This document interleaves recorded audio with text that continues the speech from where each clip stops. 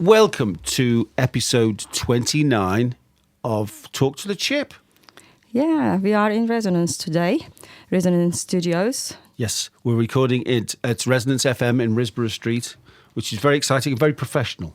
It is, yeah. We had to float around multiple spaces, including Cafe Auto, sometimes Guildhall School, while the students studying jazz were doing their studio sessions. Yeah, but now we finally landed. Yeah, it's been a while, and we are back with a different episode. We try to make it interesting and varied each time.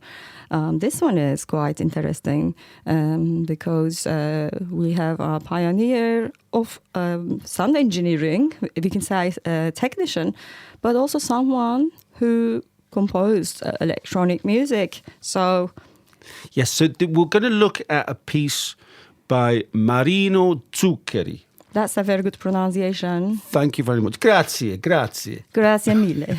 Bellissima. Yeah. So Marino Zuccheri is interesting for lots and lots of reasons.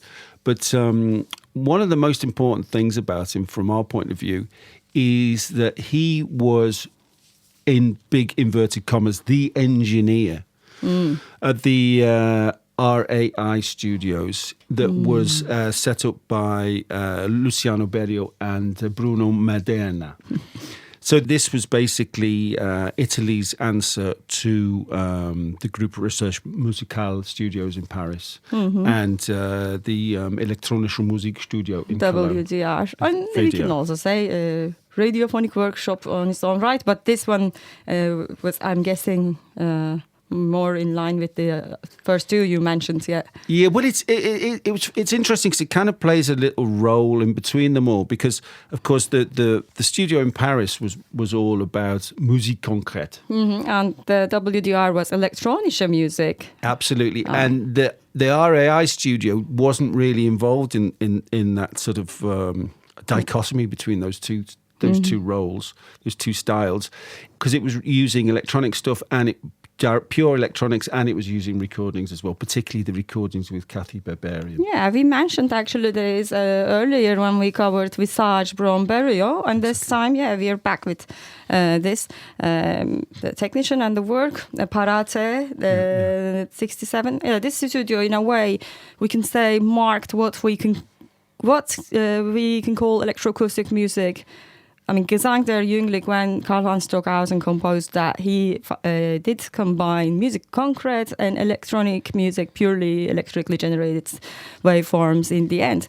But Milan studio, it's very important to mention, it wasn't involved in one certain method. And one more thing that they introduced was that kind of text-based or spoken word compositions, because you just mentioned Caterina Barbarian.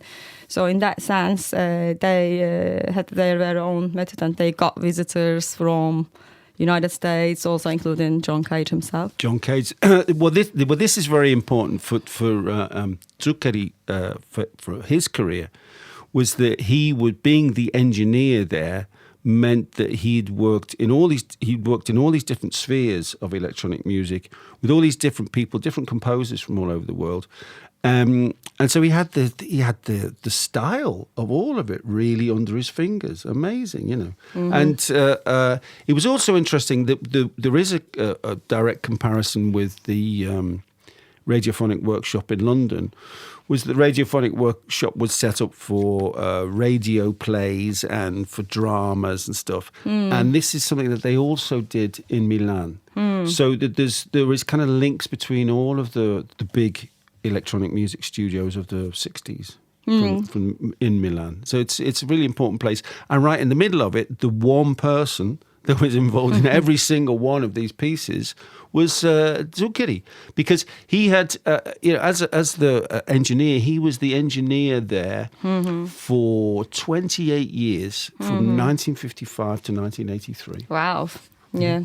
And that marked some of the, we can go like some of the pioneers from, as I said earlier, not just John Cage. He did have collaborations with Stockhausen, or when I say collaboration, it is basically assisting with the technical aspects, but also he did contribute to the number of processes, and obviously the ones active in Italy, like Berio, they were interacting more. And I've got a book actually with writings from these composers, a book that arrived together with the record itself, and you can see things from the visual artist, also Emilio Vedova and Berio himself, and they each refer to Marino as a very, very helpful collaborator, but also they refer to his very eclectic understanding of compositions, which probably contributed to the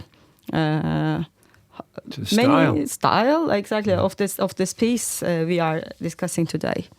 So let's move on to actually talk about the piece that we're going to listen to, which is called Parete 67. I don't know how to say 67 in Italian, but I think the numbers are going at 8, 7.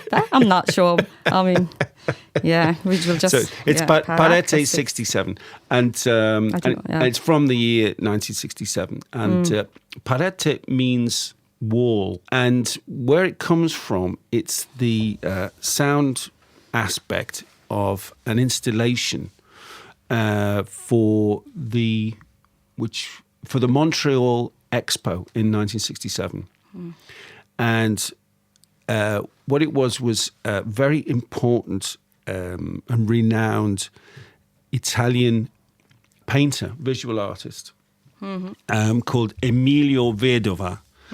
Had been commissioned to do an installation at the Montreal Expo in the Italian pavilion. So it was a huge space.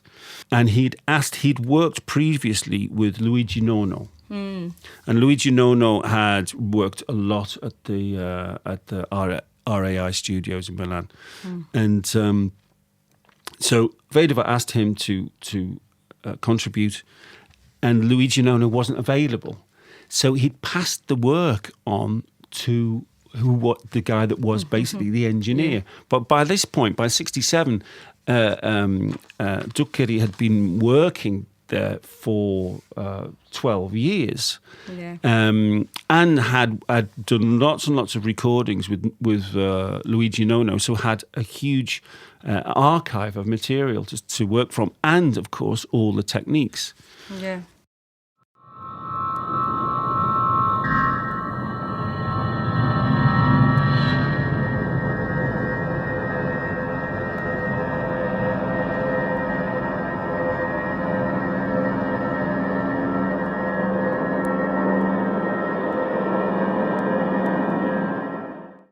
And there's a lovely quote about about this process of Zuccheri getting involved from the sleeve notes of the album, which says he asked Nono to compose a soundtrack for his work. This is Vedova. Yeah. Gigi, as in Luigi Nono, didn't have time for it, and the answer to Vedova, ask Marino. I replied, I can help you, but I am not a composer. Yeah. I then told Nono, I am not going to use your music, although I will extract something from your sound material and make it sound totally new. I used some previously recorded sounds, the result of an early research. They were really rough. That's very good. So thanks for reading that. So he took these rough recordings that they'd done in the process of making a piece with Nono, and turned it into something quite spectacular, and expanding on the technical stuff. You know, when a technician is involved directly in the music, then they really know what the gear is capable of in the extremes.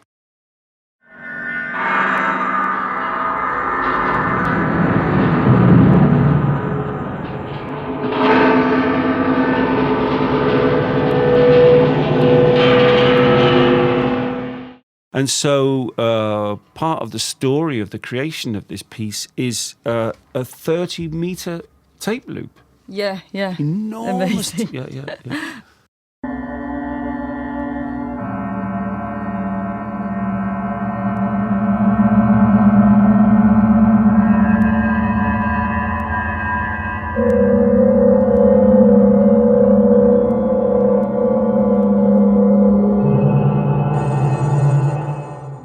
I mean, all I can add in that aspect is that I think the idea of him, saying I can help, but I'm not a composer. Yeah. But when you think about the activities and the pieces that came to life with his contributions, this also includes Fontana mix. Yes, yeah.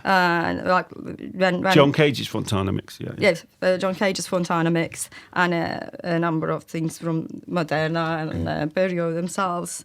And in a way, he valued from the writings, I can tell, he valued the artistic aspect of these. In a way, the visual part of it, like we are talking about a whole setup, installation, etc. There is, we can see when you listen to it, consideration of that multi-dimensional aspect, if I can say. Yeah.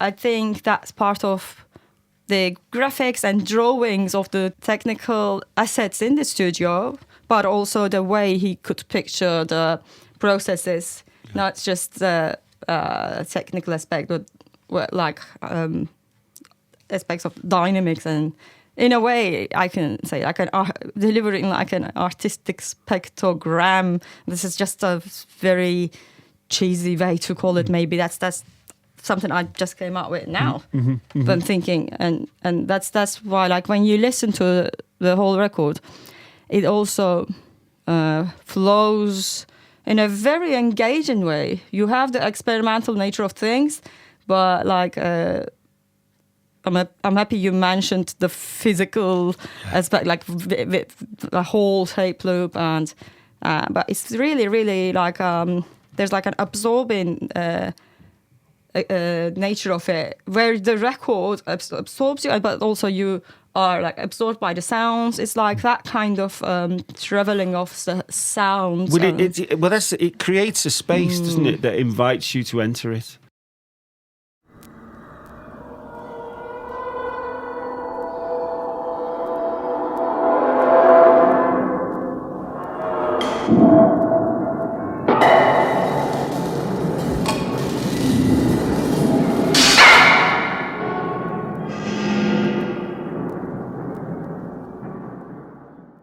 And I think that's the point where he really understood the concept of the installation. Yeah. So Vedova's installation, I mean, the installation was called Parete Plurimo Luce. So it was walls, multiples, and light. Yeah. And so it's something like 14 different very high-powered slide projectors. And he made glass, because Vedova is a Venetian artist. And Venice, of course, is famous for its glass foundries, its skill with coloured glass. Yeah. So they created a whole new way of making glass slides. And metals and various materials inserted through acid, but it's not the acid that you not write about. Not LSD. No. Chemical reactions. That came a few years later. Yes. Okay. But yes, so they used these very, very advanced techniques and crafts to make these glass slides, which were then projected onto other glass sheets and onto the shapes of the walls in this space. And so Zuccheri had made this music to go with it, which has this real sense of space. There's parts of it that sound like it's almost the space sounds like an industrial space almost, doesn't it? It's very industrial.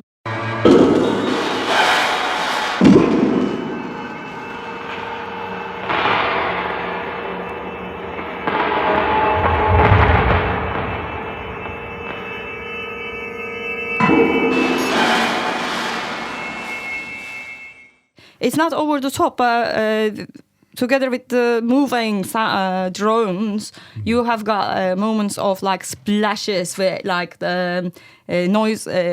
It's in some points, it almost feels like like a unplugging cable, but it's also like artistically done. I guess Absolutely. as a result of those. Well, that's the tools. thing is that there's lots of the techniques, the compositional techniques you hear in other pieces from the studio. So there's the environmental sounds that are very similar, and droney sounds that are very similar to the tape aspects of Luigi Nono pieces. And then there are these really brutal jump cut edits that happen in places, which are much more like Luciano Berio. Yeah. So you can hear he is soaked in all these techniques of all these other composers. There are also these 4 aspects that's referred to in the technical notes. He used some of the basic sound material in quotation marks taken from the tapes of the as you mentioned already, array electronic music studio, and then he transformed them, manipulated, mixed them to create a soundtrack that could randomly follow for those. Am I pronouncing this correctly? For those time, light, space, and sign. This is and then when we think back about the like multi-dimensional, or like more like not multi, a lot of areas of art being together, not like Wagner. The multidisciplinary aspect of it. Yes. It's one of your favourite words, isn't it? Gesamtkunstwerk. I think I refer to it quite a lot. I'm not like a Wagner person, but that's true actually. I think I talked about it in the case of Philip's Pavilion, and I was actually trying to avoid that, but maybe I shouldn't. But this, it is interesting that there are quite a lot of parallels to this piece. Philip's Pavilion. Well, there's the Philip's Pavilion. There's also Xenakis. Had a lot of his pieces were composed for these big visual events. Persepolis, things that were designed to go along with slideshows were very, very popular, much more than cine actually. Yeah. So it was bringing together these ways of presenting art in different ways and combining things together. Mixed media, I suppose we would call it these days, wouldn't we? Yeah, I think that's very accurate. Mixed media, and it doesn't have to involve only like acoustic instruments, but it's also all sorts of other disciplines. So you mentioned Jono earlier, like a whole 30-meter long tape ring, 30-minute loop, and also you did mention the projectors and these things used. So I'll just refer back to this technical program notes to share this is like the tech specs and things that are used, but it will give some perspective when we keep talking about like this elements of like mixed media, timeless. There were wide walls and screens, panels, and it was a asymmetrical space. And then this is the space in Montreal where it was performed, isn't it? Yeah. This is the part to note down again. Yeah, thanks for mentioning. Yeah, that's the initial part before the finalization of the piece as a composition later on. So it is also, you said 14, electronically programmed slide projectors, the slides, and the 112 glass slides. These were like projecting things at different times, and this was following an expressive rhythm, and then a large laminated aluminium suspended and rotating symmetrical elements. So aluminium, actually, I'd like to very briefly touch upon this. I have a very special relationship with this metal. It's going to be fun. I'm once again appreciating, look at this, like the use of this metal. I mean, the thing is, I went to school, the primary school I went to was called Aluminium Elementary School. Oh, wow. Okay. Yeah. And then there was a street called Aluminium Road. Why is that? Where I grew up, there was like the probably one of the largest aluminium plants of the world. Oh, right. Okay. And it was part of the state. Yeah, this is like in Turkey, in the middle of nowhere. And my dad was a metallurgical engineer. Oh, right. Okay. And I remember the work to go to work day, take your daughter's daughter's work day for me was seeing like 950 degrees aluminium being poured, or also seeing these chimneys. But then one of the aspects I learned through my dad was how aluminium is like everywhere in life. He was talking about the aviation, like how in the airplanes, but also in the kitchen, cutlery, etc. So I think it was a bit of a detour from the main work we are talking about here. But it can here the role of aluminium is not the air cover. It's I have a weird relationship with aluminium because when I lived briefly, for quite a few years in the south of France, I lived quite near a town called Les Baux, Baux. Okay. And that's where bauxite was first discovered, and that's the ore that aluminium is made from. That's where it gets its name from. There you go, yeah. And having been there and spent time there and doing touristy stuff, whatever, I found out that aluminium is a very new discovery, very new metal, because the only way you can get it out of the ore is by using electrolysis. Electrolysis, exactly. By using power. So nobody really had it. It was very, very rare when it was first discovered. Bauxite mines also. To the point where, and it was coming from France at first, and to the point where Napoleon, when he had really special guests, he would put away the gold cutlery and get the aluminium stuff out. Wow, there you go. Okay, aluminium appreciation. Thanks. That's we both have something special about it. But if I go back to the technical notes, it says this large laminated aluminium was reflecting and interacting with the moving light, and the ecologists like slides which are randomly projected onto the roof walls, so floors and even the visitors, creating an expressive and dynamic visual experience, visual atmosphere and experience. So that's those are the parts about the installation, and obviously there's like glass slides. Then we can move back to the. Actually, it's important to mention the studio and the composition process. With like how it was decided upon and how it arrived at that point. Yeah.